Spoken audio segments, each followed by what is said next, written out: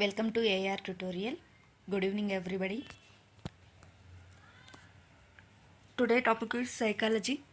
Previous questions. Question number 1.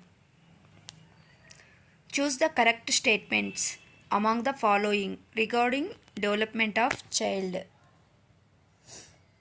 ఈ కింది వానిలో శిశువు వికాసమునకు సంబంధించి సరైన స్టేట్మెంట్లను గుర్తించండి.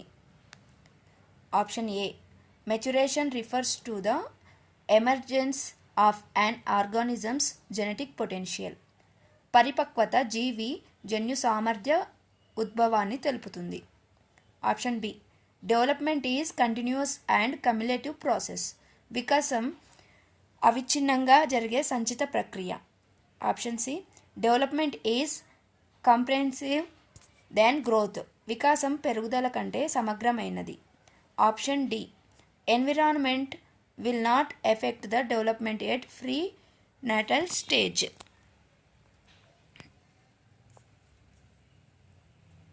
జనన పూర్వ దశలలో వికాసంపై పరిసర ప్రభావం ఉండదు. Choose the correct answer. సరైన సమాధానాన్ని ఎంచుకోండి. A B C only. Option A, option B, option C only. ఒకసారి మళ్ళీ ఆప్షన్స్ చూద్దాము.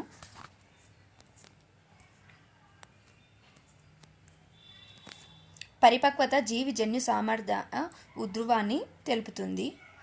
వికాసం అవిచ్ఛిన్నంగా జరిగే సంచిత ప్రక్రియ. వికాసం పెరుగుదల కంటే సమగ్రమైనది.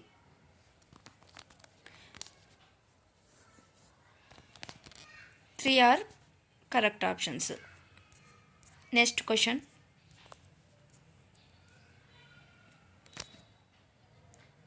As per this principle of developmental direction, child initially gets control over his head, followed by arms and legs. ఈ కింది వికాస సూత్రం ప్రకారం శిశువు తన వికాస క్రమంలో మొదట తన తలను నిలిపిన తరువాత చేతులు కాళ్ళను నియంత్రణను సాధించును. Option 1, principle of proximity distal direction, సమీప దూరస్థ వికాస సూత్రం. It is wrong. Option 2, principle of rhythmic growth, లయ వికాస సూత్రం. It is wrong. Next option 3, స్వయం సిద్ధ సూత్రం, ప్రిన్సిపల్ ఆఫ్ స్పాంటేనిటీ, స్వయం సిద్ధ సూత్రం. It's wrong. Principle of cephalocaudal direction, శిరా పాదాభిముఖ దిశా సూత్రం ఈజ్ రైట్ ఆన్సర్. ఇక్కడ మనకి ఫస్ట్ బాబు తన తలను బేబీ మనకి ఫస్ట్ పుట్టిన వెంటనే తన తల అనేది తల భాగం మెడ మొత్తం ఉంటుంది, చాలా వీక్గా ఉంటుంది. ఫస్ట్ మెడ తల స్ట్రాంగ్గా తను నిల్చోబెట్టి అటు ఇటు తిప్పగలిగిన తర్వాతనే తన చేతులను ఫింగర్స్ యూజ్ చేయడము, బాటిల్స్ పట్టుకోవడం అండ్ లేదంటే ఏదన్నా చిన్న చిన్న తన టాయ్స్ పట్టుకోవడము అలాంటివి చేస్తారు. సో శిరో పాదాభిముఖ దిశా సూత్రం. Option 4. Next question option 3. Next question.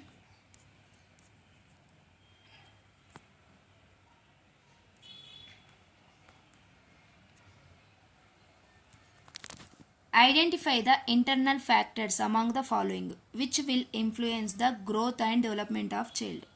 ఈ కింది వానిలో శిశువు పెరుగుదల వికాసములను ప్రభావితం చేయు అంతర్గత కారకములను గుర్తించుము. ఆప్షన్ ఏ, హెరిడిటీ ఫ్యాక్టర్, అనువంశికత కారకాలు. ఆప్షన్ బి, బయోలాజికల్ ఫ్యాక్టర్స్, జీవ సంబంధ కారకాలు. ఆప్షన్ సి, ఎమోషనల్ ఫ్యాక్టర్స్, ఉద్వేగ కారకాలు. ఇంటెలిజెన్స్. ఆప్షన్ డి, ప్రజ్ఞ. సరైన సమాధానాన్ని ఎంచుకోండి. ఆప్షన్స్ ఇక్కడ చూడండి ఒకసారి. ఆప్షన్స్ మన క్వశ్చన్, కింది వానిలో శిశువు పెరుగుదల వికాసంలను ప్రభావితం చెయ్యు అంతర్గత కారకాలు అంటే పెరుగుదల పైన వికాసం పైన ప్రభావితం చూయించేవి మనకి.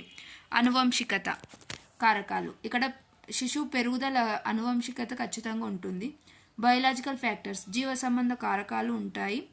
ఎమోషనల్ ఫ్యాక్టర్స్, ఉద్వేగ కారకాలు చూద్దాము 50-50 ఉంటాయి. ఇంటెలిజెన్స్ అయితే ఏర్పడదు. Option intelligence also depend on పెరుగుదల అండ్ వికాసం. అంటే వికాసం ఉంది కాబట్టి ప్రజ్ఞ వచ్చేస్తుంది. వికాసం లేకుంటే ఏబిసి 3 ఆప్షన్స్ ఉంటాయి. So all options A B C D. Next question.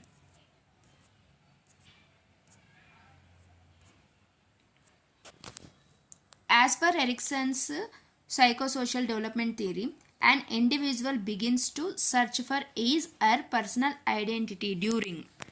Ericsson మనోసాంఘిక వికాస సిద్ధాంతం ప్రకారం వ్యక్తి తన వ్యక్తిగత గుర్తింపు కోసం అన్వేషణను ఈ వయస్సులో ప్రారంభిస్తారు.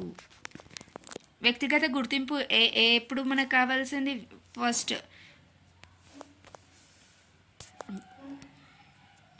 6 to 12 years. It's a wrong answer. 6 to 12 అప్పుడు వాళ్ళు ప్లే చేస్తూ ఉంటారు, ఆడుకోవాలి, గ్యాంగ్ మెయింటైన్ చేస్తుంటారు, కాబట్టి అది గుర్తింపుకు చూడరు. 3 to 6 no, it's wrong.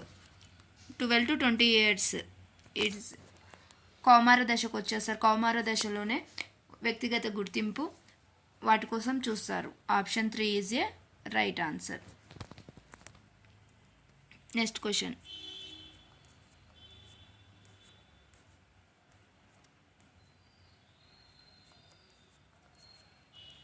Match the following.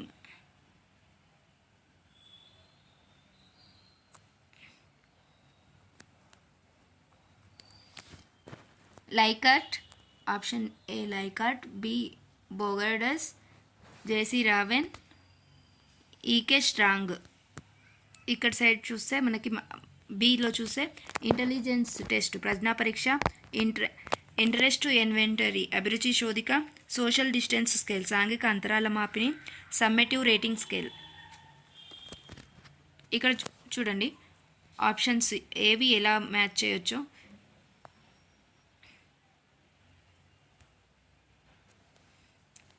లైకార్ట్ వచ్చేసి summative rating scale, Bogardus social distance scale, J C Raven, E K Strong. JC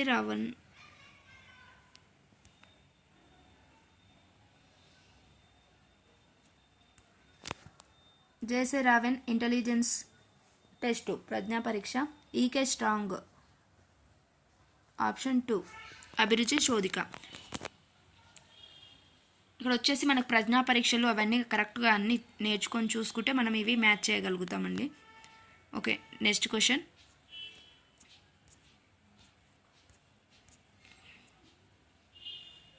according to Kohlberg, at this stage the individuals decisions are based on his or conscience and believes in the universal ethical principles. Kohlberg ప్రకారం ఈ దశలో వ్యక్తి నిర్ణయాలు అతని లేదా ఆమె మనస్సాక్షి, సార్వత్రిక నైతిక సూత్రాల నమ్మకాలపై ఆధారపడి ఉంటాయి. మనకు వాళ్ళ మనస్సాక్షి, సార్వత్రిక నైతిక సూత్రాల నమ్మకాలు లాస్ట్ స్టేజ్ ఉంటుంది. Stage 2 wrong, stage 3 wrong, stage 4 wrong, stage 6. మనకు ఇందులో 6 దశలు ఉన్నాయి కదా. 6 దశల్లో 6 దశ లాస్ట్. 3 సంప్రదాయ స్థాయిలో అన్ని సబ్ స్టేజెస్ ఉన్నాయి, 2 దశలు. So it is a last దశ, is right answer. Next question.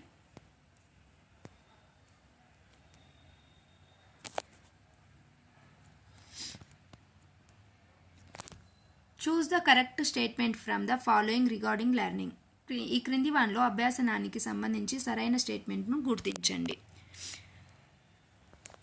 Option 1 trial and error learning is based more on critical thinking than insightful learning. అంతర్దృష్టి అభ్యాసనం కంటే యజ్ఞదోష అభ్యాసనము ఎక్కువగా విమర్శనాత్మక ఆలోచనపై ఆధారపడి ఉంటుంది. It's wrong. There is no provision for immediate feedback in programmed learning. కార్యక్రమయుత అభ్యాసనంలో తక్షణ పరిపుష్టికి అవకాశం ఉండదు. ఇట్స్ రాంగ్ అండి. ఎందుకంటే కార్యక్రమ అభ్యాసనంలో తక్షణ పరిపుష్టి ఉంటుంది, మనకి ఫీడ్బ్యాక్ తీసుకుంటాము. Next option 3 stimulus generalisation and stimulus discrimination are the principles of classical conditioning theory. ఉద్దీపన సామాన్యీకరణము, ఉద్దీపన విచక్షణలు శాస్త్రీయ నిబంధన యొక్క సూత్రాలు. ఉద్దీపన సామాన్యీకరణము, ఉద్దీపన విచక్షణలు అనేవి శాస్త్రీయ నిబంధన యొక్క సూత్రాలే అండి. సో ఇట్ ఈస్ య right answer. Option 4, learning throw imitation is not related to social learning. అనుకరణ ద్వారా అభ్యాసనము సాంఘిక అభ్యాసమునకు సంబంధించినది కాదు. It's wrong. ఎందుకంటే అనుకరణ అనేది సాంఘిక అభ్యాసనముకు సంబంధించిందే, ఇక్కడ కాదు అని ఇచ్చాడు కాబట్టి ఇది కూడా రాంగ్. సరైన సమాధానం ఉద్దీపన సామాన్యీకరణము, ఉద్దీపన విచక్షణలు శాస్త్రీయ నిబంధన యొక్క సూత్రాలు అనేది కరెక్ట్ ఆన్సర్ అండి. It is a right answer. Next question.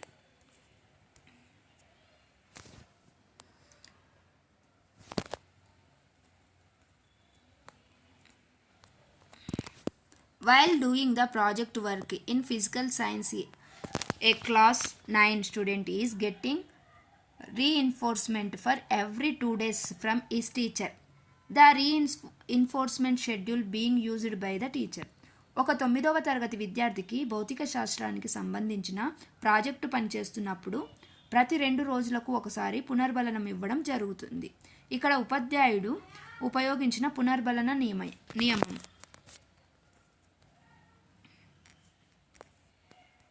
Options: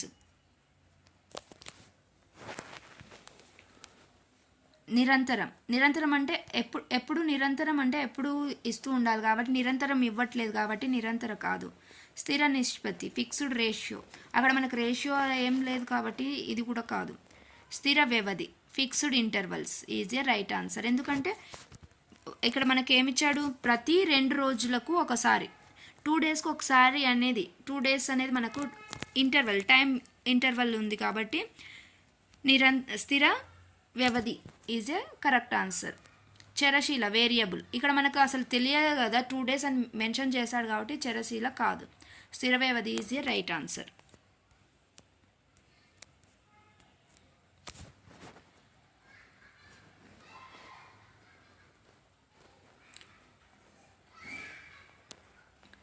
A class 10th student is showing highest performance in mathematical activities and not showing the same performance in language activities. This is an example for. ఒక 10వ తరగతి విద్యార్థి గణిత కృత్యాలలో అత్యధిక నిష్పాదనను ప్రదర్శిస్తున్నాడు, కానీ భాషా సంబంధ కృత్యాలలో సమానమైన నిష్పాదనను ప్రదర్శించుట లేదు. ఇది దీనికి ఉదాహరణ. వ్యక్త్యంతరం, ఇక్కడ అతనే కదా, అతని లోపలనే ప్రాబ్లం. మ్యాథ్ యాక్టివ్గా చేస్తున్నాడు కానీ లాంగ్వేజెస్ అనేవి యాక్టివ్గా చేయట్లేదు, అంటే అది అతని లోపల కాబట్టి అంతర్గత అంటే వ్యక్తి అంతర్గత భేదాలు. ఇక్కడ option 1 is a right answer. ఇక్కడ వేరే డిస్కస్ చేయాల్సిన అవసరం లేదు, సింపుల్గా